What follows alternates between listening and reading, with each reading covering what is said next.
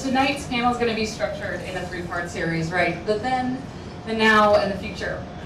And so, to get things started, what we'd like to do is take things way back. Well, not too far back. Back. He was back there.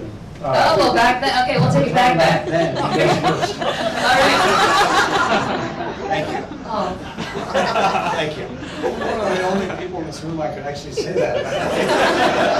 These two. True. So, Paul, what were some of your first experiences that shaped your initial yearning to serve, and how has that evolved over the years? Well, look, my parents always told my brother and my sister and I that we should always give back to society in any way that we could. And if we were lucky enough to, make some money, that we should definitely give money. If we weren't lucky enough to have made money, give your time and your energy and your wisdom. So I started at KKR. We were close to being a startup. I was the 11th person on the payroll, so we spent the first 5 or 6 years with all we did was work, and we didn't have time to really do these kinds of things. And then one day, we made a few dollars, and we were lucky, and we said to each other, we really needed to do more for the community, and so we started to get involved in the community. So it really started for me probably in the mid '80s. Danny, how about you?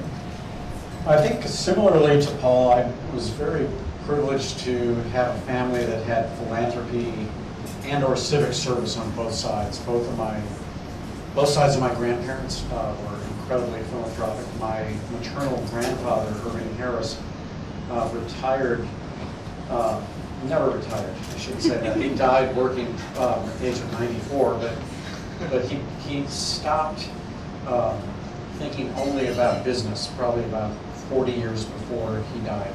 So from about the age of 50 years on, he was as committed to philanthropy as anything else. And so in the same way as I know people whose parents were both doctors, and of course that's what they're going to do is be a doctor, or both your parents were lawyers, so you go be a lawyer or educator.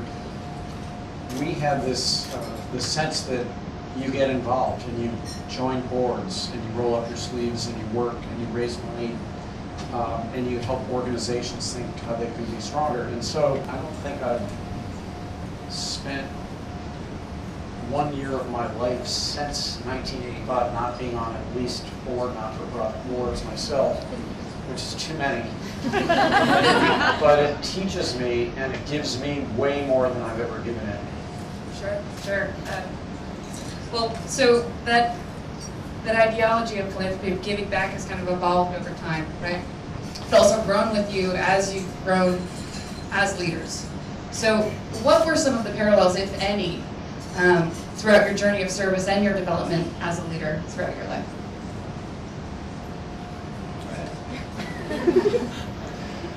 I think, the first, as I think back, the first not-for-profit job I had wasn't really a not-for-profit job. It was in politics, and I was working for a presidential candidate in 1980 by the name of John Anderson, who was running as the independent candidate against Ronald Reagan, who, as you know, won in a landslide, and Jimmy Carter, the incumbent president. And we got 7.5% of the vote, which meant I got my last $214 a week paycheck. So it's sort of not-for-profit, but 100% of the people who reported to me were volunteers. Sure. And the reason I'm telling you this story is that completely shaped, to this day, how I think about management and leadership, which is that the only way I could motivate the 20-something people who were reporting to me, since they didn't get a paycheck, I couldn't give them a raise, I couldn't dock on their pay, couldn't give them a bonus, was to talk about purpose and why you're coming to work. And so I think what I learned is that then when I opened Union Square Cafe, I think I tried from the very beginning to say, if you're good enough to work here and you're probably good enough to have gotten 25 other jobs at the same pay rate, I should treat you as a volunteer since you're good enough to share your gifts with this restaurant. And I think that paradigm shift, which would later, somebody wrote a book, Robert Greenleaf wrote a great book called Servant Leadership, where it really codified how putting the customer second and putting your own team first is actually a really smart way to create a virtuous cycle. But it all started because of that first experience I had working in politics. Sure, sure. How about you, Colin? You know, you've been involved in philanthropy since day one. How has that changed who you are as a leader? You know, I said earlier, when I started at KKR, I was the 11th person on the payroll, so there was no structure, you know, very little organization. We grew quickly. We were doing a lot of very interesting things in the financial world, and frankly, we were making some financial history in terms of some of the things that we were doing. And what we did all together as a team. And sure, we had people that were younger, but everybody was treated the same. And we all worked hard because we didn't have a hierarchy and we didn't have a lot of people, and so we were in the mix, you know, rubbing elbows with each other, just trying to get things done. And I think what that teaches you is that you really do need to treat people as people, and you need to respect who they are and what they think about and how they act, and we're all different, but it does force you to think about, okay, how are we going to treat people now? You know, we've grown into an organization from the 11th person on the payroll to 1,200 people now, some of whom are in this room tonight. And so we do have an organizational structure and everything else. But I think if my friends and partners, George Roberts and Henry Kravis, were sitting here tonight, they would tell you the same thing. We try to treat everybody as a person, not just as an employee, but as a person. Sure, sure. And I think, you know, especially at KKR, I've worked with you guys intimately, and the philanthropic ethos of the company is built in with every aspect, right? Everything that you guys do, or the people that you hire. It's no secret today, we all know that doing good is good business. I think I took that from a page in your book. But my question to you is, you know, as kind of you have this kind of foundation from the leaders that philanthropy is something that you should all embody, what one area of the business has been most impacted by that ethos? Okay, I'll go first. Well, first of all, obviously we started out as a very small organization, and we didn't really do anything philanthropically as an organization. We were doing things individually. And then probably 5 or 6 years ago, someone approached me. It was a guy from Deutsche Bank who had been in the Navy and said, look, you were in the Navy and we're putting together this group on Wall Street called Nuts on Wall Street. And you guys at KKR need to be involved in this. And I said, look, talk to me, I'll think about it. We generally haven't done things like that as an organization. And I'll try to make this short. I went to Henry and I said, Henry, we should actually do this as an organization. And he said, okay, why? And I told him why. And then he said, look, so there are 3 tiers. $500,000, $250,000, $100,000. And he said, so what level should we play at? Should we play at the $500,000 level? I said, no. That was Citibank and Deutsche Bank and Goldman Sachs and Morgan Stanley. I said, those guys are all significantly bigger than we are. And he kind of goes, yeah, but we can play with them. And I said, of course we can. That's not the point. The point is, we should go at the $100,000 level, and we should really try to get involved. And I said, we can do something that they can't do. And he said, okay, what's that? And I said, well, at the time, we had 35 portfolio companies in the United States. And I said, we can go to all of our companies and we can say to those people, you should hire best. You should interview them. You should try to hire them. They will make great employees. Okay. And Henry hadn't been in the military, but I had, and it was a very interesting experience for me. And as part of this, we started that program. So we have our own name, KKR Vets at Work is called. And several months ago, we just passed a major milestone. We have hired more than 50,000 veterans at KKR.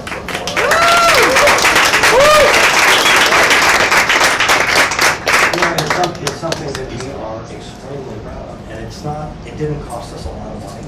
It cost us a lot of effort. There are people in the room that can verify that look, we put some people in charge of it. I was smart enough to go delegate to some people, and we've created a really great program for some people, frankly, who've done obviously a lot for our country and are underappreciated and don't necessarily have the appropriate resources when they get out of the military in terms of, okay, how do I find a job? How do I take the next step in my life? And so it's been a very satisfying experience for all of us.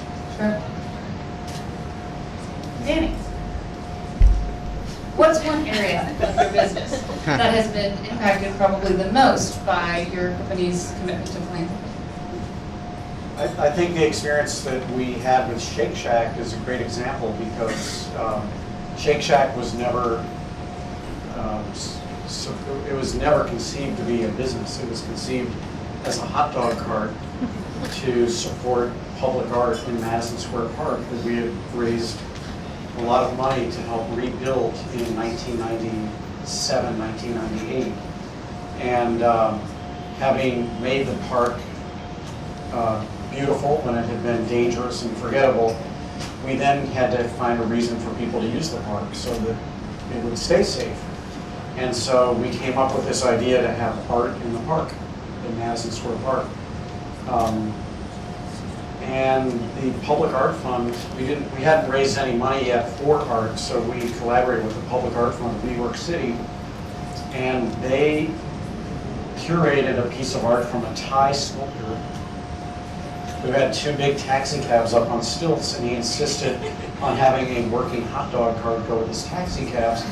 His artistic statement was that everyone in the world has either been able to afford to be driven in a taxi or had to be the guy driving it, and everyone else in the world could either afford to buy a hot dog or had to be the guy selling it. It was kind of anticipating some of this income divide that we certainly know a lot more about today than we knew about in 1998. Actually, this was in 2001. The summer of 2001 was the first summer we did the hot dog cart. And the reason we volunteered to do the hot dog cart was I wanted to put our philosophy of enlightened hospitality to work. And I said, what if we could take our 5 coat checkers who normally won't have work until the weather gets cold in October, November, and give them a job? And then what if we could actually test our philosophy of hospitality with something as mundane as a hot dog? So we decided to do Chicago-style hot dogs because they have 9 classic toppings.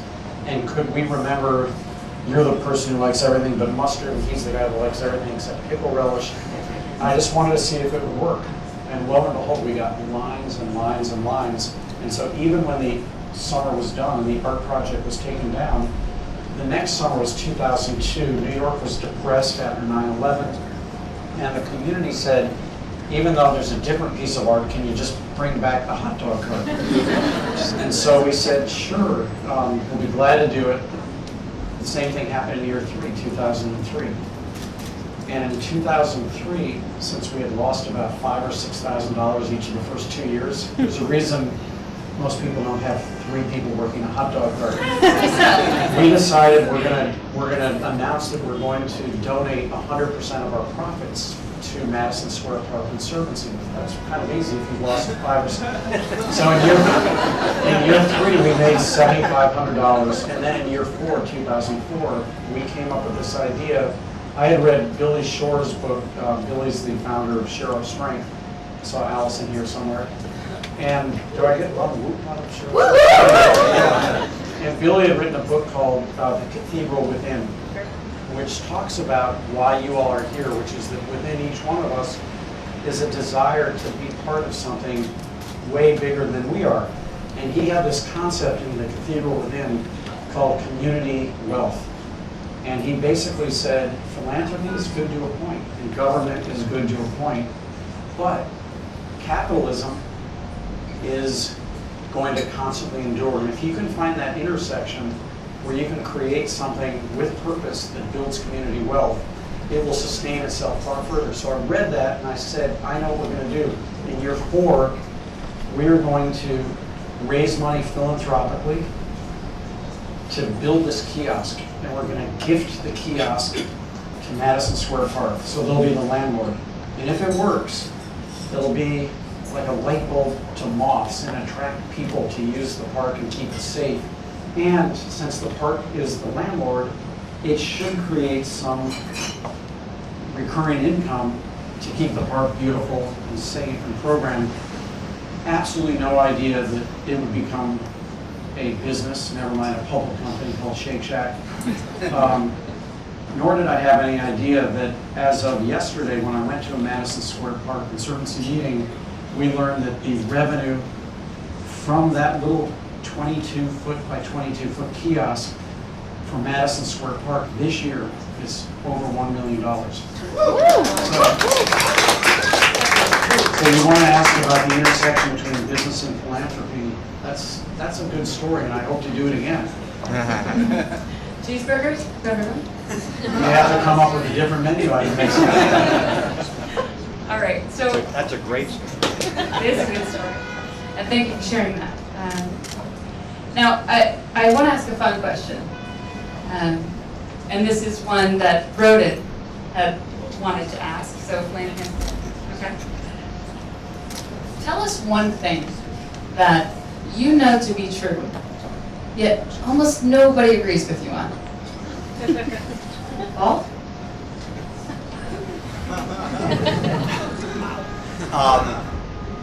Well, I don't think I'm smart enough to answer that question, Rosie, so if that's your Trinity question. College, come on. But, All right, let's go. I know something that I think everybody in this room will actually agree on rather than disagree with me on. And that's that what you're all doing in terms of trying to give back, to society in whatever way you're doing is really important. And I can remember my father always saying this to me, and he's deceased, but my father-in-law, who is 94, still says it's pretty much the same thing. And it's something to the effect of, this is not a dress rehearsal. You only get to do this once. So don't miss the opportunity, to really do something and try to make a difference. I mean, if I had to do it over again, I wish I had started younger.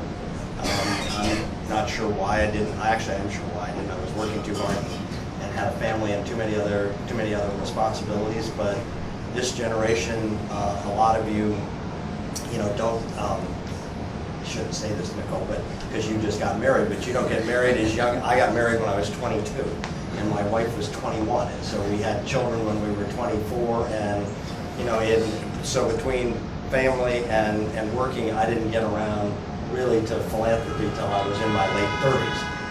You're all, not all, but a lot of you are much younger than that, and I applaud you for having started earlier, and I encourage you to keep going.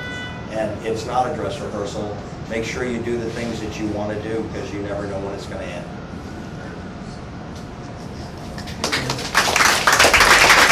So I think we all agree with that. I didn't tell him to say that. He's had time to think, see? No, I actually think Paul retired the question. Got another one? I don't think I can do better than that. And I would agree with the very first thing Paul said, besides the last thing he said. The first thing he said was, far be it for me to think that what I think I know, you don't all know as well. But I think the thing I've had the most challenging time with as a leader is to convince people that you get more when you first give more. I think that business, unfortunately, teaches us the way to get more is to give a little less and charge a little bit more. Or to charge a little bit more and give exactly the same. And I think that whether you're thinking about this concept in business, there are today dollars, there are tomorrow dollars, and there are never dollars.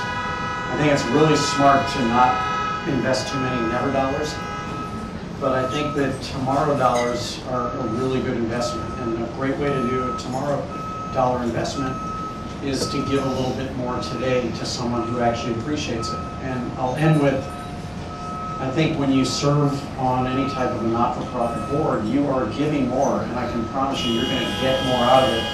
You think you don't have time, but it actually makes more time.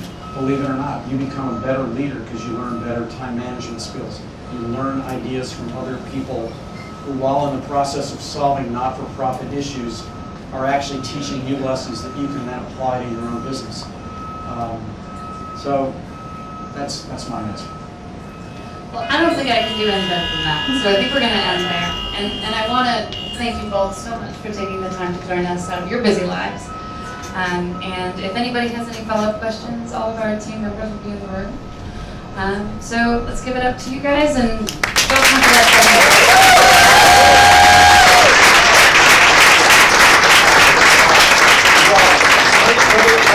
Let me just say one last thing.